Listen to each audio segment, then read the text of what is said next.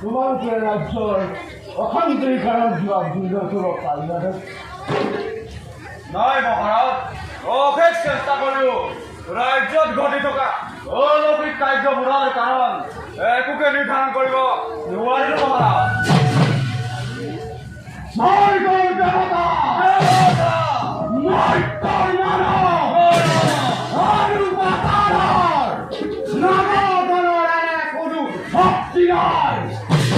যাৰ ফলত আমাৰ ৰাজ্য অবিৰতভাৱে অৱদান ঘটিব ধৰিছে। আমি সৈন্যসকলক লগত লৈ ৰাজ্যত চাৰিওদিশে ঘূৰিও একোকে নিৰ্ধাৰণ কৰিব নোৱাৰিলো পৃথিৱীতে। আৰু তুমি এই ক্ষেত্ৰত ময়ো আপোনাক সহায় কৰিব নোৱাৰিলো পৃথিৱীৰে। অশান্তিৰ সৃষ্টিৰ কাৰণ বিচাৰি যেতিয়াই যলৈকে গৈছো তেতিয়াই অশান্তিৰ নতুন নতুন সৃষ্টিৰ অভিজ্ঞতাহে আহৰণ কৰিব লগা হৈছে। কথা জুই লাগিছে, অনাবৃষ্টিৰ দুৰ্ভিক্ষৰ সৃষ্টি কৰিছে, প্ৰবল মহামাৰী হাজাৰ হাজাৰ গদাৰ মৃত্যু ঘটাইছে, আৰু কত ঘটনা ঘটিব লাগিছে। নোৱাৰে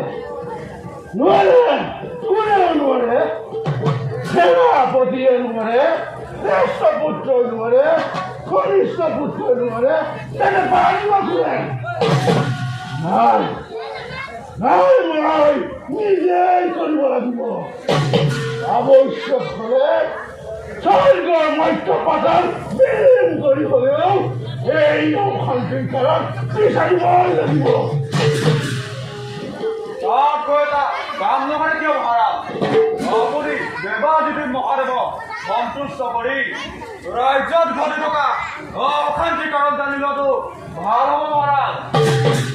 ময়ো তাকেই কওঁ পৃথিৱীতে, যদি কেতিয়াবা এই ত্ৰিভুৱন বিজয় কৰিব লগা হয় তেন্তে সেই কাম প্ৰথমে ইন্দ্ৰকেতুৱে কৰিব। সেই সময়ত এই ইন্দ্ৰকেতু যদি বহি থাকিব শত্ৰুৰ পক্ষৰ ওপৰত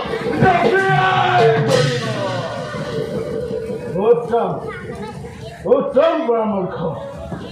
মই আজিয়েই পিতৃ মহাদেৱৰ ওচৰত গৈ মোৰ ৰাজ্যৰ অশান্তি সৃষ্টি কৰি কোনে এটা জীৱনৰ সতে হেতালি চলিছে আজিয়েই সুধি ল'ম।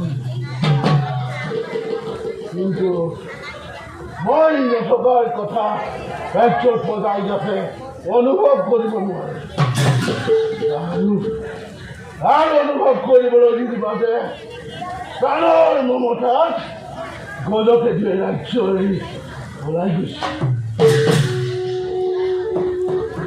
সেনাপতি আৰু যুৱৰাজসকল জীয়াই থাকোঁতে যদি ৰজাই ৰাজ্যৰ কথা চিন্তা কৰিব লগা হয় তেন্তে এই সেনাপতি বা যুৱৰাজৰ পৰিচয় ৰাখি আপুনি নিশ্চিত থাকক মহাৰাজ। ব'লা এটা যাত্ৰাৰ প্ৰস্তুত কৰোঁ।